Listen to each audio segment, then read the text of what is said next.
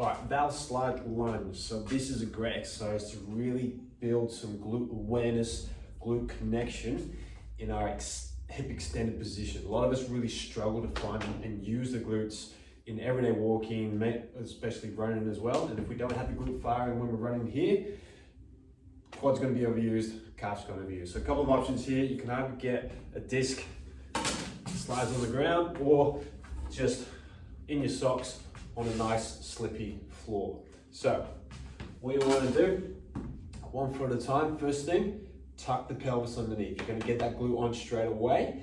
And from here, you are slowly pushing that foot back as far as you can go until you feel you lose the glute. Now, I remember when I first started this is about as far as I can go until this started to switch off. But now I can get pretty decent lunge in. Once I've got to my extreme, that's about there for me. I'm gonna hold for 5 seconds. And then the hardest part is bringing it back, keeping using the glute.